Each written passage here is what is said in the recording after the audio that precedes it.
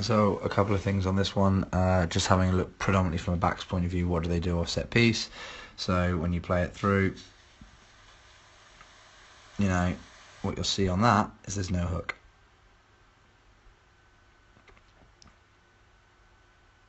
So there's a great opportunity to get that leg swinging in there early and try and hook one against the head, because I think the policy for them is to have front row, second row, all feet in the ground and believe that they're just going to drive over the ball. So normally means the ball to their 8 isn't that rapid, but yeah, so there's a hook from black and then they just walk over it.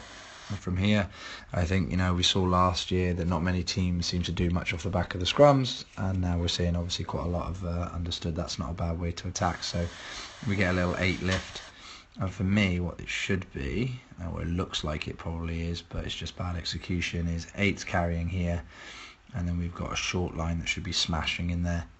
There's just a little bit of miscommunication. So this runner here looks like would hit this space, so it's an 8-12 with the ball as an option to go behind her out the back, not to that girl, but actually to that girl there. So when it runs through, if she was to hit that ball hard, it should be a little blocker behind the back.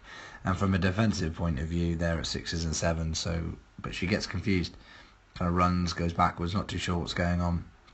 And this is what I mean. I think they've got so much time on the ball here because this team is not putting any pressure on them that they get out of this. But if you've put some pressure on there, I think, yeah, that person there's going to get absolutely buried. All right. And, you know, look at all this time they've got on the ball. This girl goes in, goes back out, pass back on the inside. You know, carries.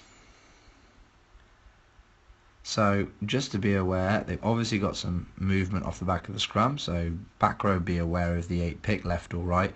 Ideally you'd always go the opposite way to the 9, so she should be going right, so make sure your head's up there as a 7 and 8, and then expect the 12 to probably actually get better on that execution and run that short and get those judgments from there.